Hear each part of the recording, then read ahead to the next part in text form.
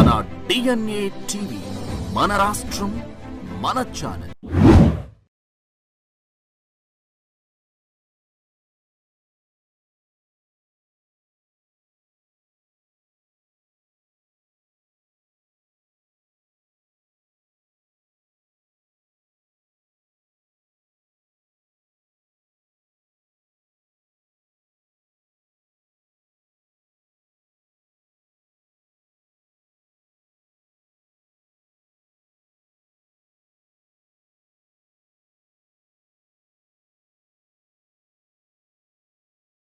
అంతా ఉపయోగించి నేను రీసెర్చ్ చేశాను. ఆ ప్రాంతానికి ఒక చరిత్ర ఉంది. ఆ ప్రాంతానికి సరైన పేరు అమరావతి అవుతుంది, మీరు ఆలోచించండి అని ఆయన ఒక రీసెర్చ్ పేపర్ నాకు పంపించాడు.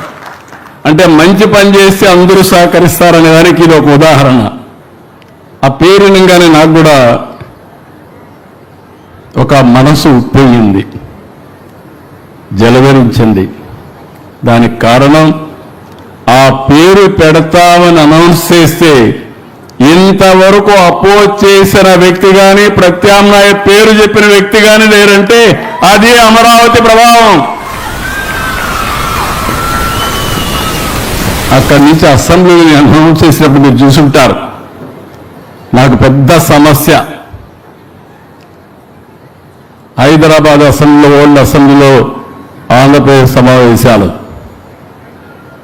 నేను ఆ సమావేశాలు అనౌన్స్ చేస్తే అడ్డం పడాలంటే నేను ఆ రోజు ఆలోచించి ఏ ప్రాంతానికి ఏ విధంగా చేస్తానో, సైబరాబాద్ నిర్మాణ అభివృద్ధి జరిగిన తర్వాత కొన్ని అనుభవాలతో ఏదైతే అభివృద్ధి వికేంద్రీకరణ జరగాలని అన్ని జిల్లాలకు ఏమేం చేయబోతానో ఒక బ్లూ ప్రింట్ ఇచ్చాను. ఆ రోజు మాట్లాడిన మాటలు ఆనాటి ప్రతిపక్ష నాయకుడు, ఇప్పుడు ప్రతిపక్షం కూడా లేదు, అది వేరే విషయం. ఆ రోజు మాట్లాడిన మాటలు మీరు చూస్తే రాష్ట్రానికి సెంట్రల్ ప్లేస్ 5-10,000 ఎకరాలు చాలదు, 45,000 ఎకరాలు ఉండాలి, 50,000 ఎకరాలు ఉండాలి. మనం కూడా నష్టపోవడానికి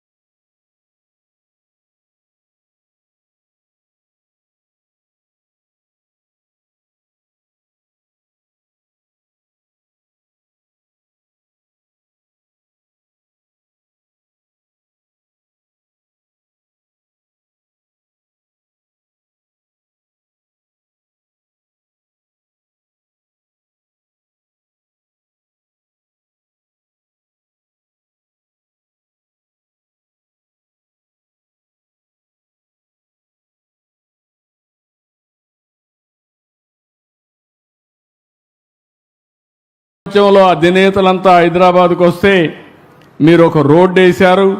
అధినేతలంతా హైదరాబాద్కు వస్తే మీరు ఒక రోడ్డు వేశారు. నేను దేవునికి దండం పెట్టుకున్నప్పుడు ఇంకొక విషయం కూడా చెప్పాలి. ఇప్పుడు ఇలాంటి సమయాల్లో కొన్ని రీకలెక్ట్ చేసుకోవాలి. నేను అమరావతి ఇక్కడ రాజధాని కడతానంటే రామోజీరావు గారు నాకు ఫోన్ చేశాడు. ఫోన్ చేసి, బాబు గారు మీరు రాజధాని కడుతున్నారు, పేరు ఏం పెట్టబోతున్నారు అనేది నాకు కొన్ని రిజర్వేషన్స్ ఉన్నాయి. నాకుండే అనుభవంతో నా మీడియా అంతా ఉపయోగించి నేను రీసెర్చ్ చేశాను. ఆ ప్రాంతానికి ఒక చరిత్ర ఉంది. ఆ ప్రాంతానికి సరైన పేరు అమరావతి అవుతుంది, మీరు ఆలోచించండి అని ఆయన ఒక రీసెర్చ్ పేపర్ నాకు పంపించాడు. అంటే మంచి పని చేస్తే అందరూ సహకరిస్తారనే దానికి ఇది ఒక ఉదాహరణ. ఆ పేరు వినగానే నాకు కూడా ఒక మనసు ఉప్పొంగింది, జలధరించింది. దానికి కారణం ఆ పేరు పెడతామని అనౌన్స్ చేస్తే ఇంతవరకు అపోజ్ చేసిన వ్యక్తి కానీ ప్రత్యామ్నాయ పేరు చెప్పిన వ్యక్తి కానీ లేరంటే అది అమరావతి ప్రభావం. అక్కడి నుంచి అసెంబ్లీలో నేను అనౌన్స్ చేసినప్పుడు మీరు చూసుంటారు. నాకు పెద్ద సమస్య హైదరాబాద్ అసెంబ్లీలో, ఓల్డ్ అసెంబ్లీలో ఆంధ్రప్రదేశ్ సమావేశాలు. నేను ఆ సమావేశాలు అనౌన్స్ చేస్తే అడ్డం పడాలంటే నేను ఆ రోజు ఆలోచించి ఏ ప్రాంతానికి ఏ విధంగా చేస్తానో, సైబరాబాద్ నిర్మాణ అభివృద్ధి జరిగిన తర్వాత కొన్ని అనుభవాలతో ఏదైతే అభివృద్ధి వికేంద్రీకరణ జరగాలని అన్ని జిల్లాలకు ఏమేం చేయబోతానో ఒక బ్లూ ప్రింట్ ఇచ్చాను. ఆ రోజు మాట్లాడిన మాటలు ఆనాటి ప్రతిపక్ష నాయకుడు, ఇప్పుడు ప్రతిపక్షం కూడా లేదు, అది వేరే విషయం. ఆ రోజు మాట్లాడిన మాటలు మీరు చూస్తే రాష్ట్రానికి సెంట్రల్ ప్లేస్ 5-10 ఎకరాలు చాలదు, 40,000 ఎకరాలు ఉండాలి, 50,000 ఎకరాలు ఉండాలి. మనం కూడా నష్టపోవడానికి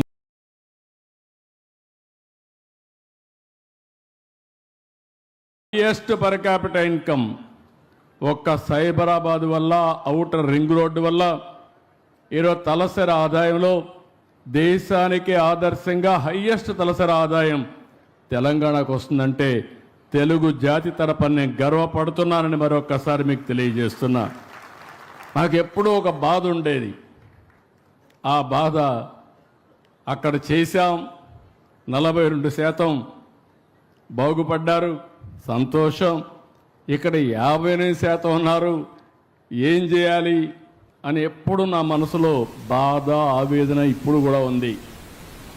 అక్కడి నుంచి నేను ఆలోచించినప్పుడు రాజధాని లేకపోతే మనం ఏం చేయలేం. ఒక ఇంటికి ఒక మంచి ఇల్లు ఉండాలి, ఒక సమాజానికి, ఒక రాష్ట్రానికి మంచి రాజధాని ఉండాలి. అందుకే నేను ఆ రోజు సంకల్పించినప్పుడు అసెంబ్లీలో చెప్పాను. అప్పటికి కమిటీ వచ్చింది, రిపోర్ట్ ఇచ్చారు. అప్పుడు రైతులు కూడా ముందుకు రాలేదు. నేను ఆ రోజు మొట్టమొదటి ఇక్కడ ప్రత్యక్ష సాక్షి ఒకరే ఉన్నారు, లక్ష్మీపార్ సార్ది ఒకటే ఉంది నాతో. ఆ రోజు ఆవిడ ఆ రోజు అర్బన్ డెవలప్మెంట్ అథారిటీ చైర్మన్గా, ఎండీగా ఉంటే నేను ఒకరోజు రమ్మని ఒక గిర్ర గీశాను. హైదరాబాద్ చుట్టూరు ఒక గిర్ర గీసి, ఇది రాబోయే రోజుల్లో ఔటర్ రింగ్ రోడ్డుగా ఉంటుంది, మీరు ఒకసారి ఫీల్డ్లోకి వెళ్ళండి, ఎక్కడన్నా అడ్డంకులు ఉంటే మెరుగైన ప్రదేశం ఉంటే చూసుకొని ఫైనల్గా తీసుకురండి.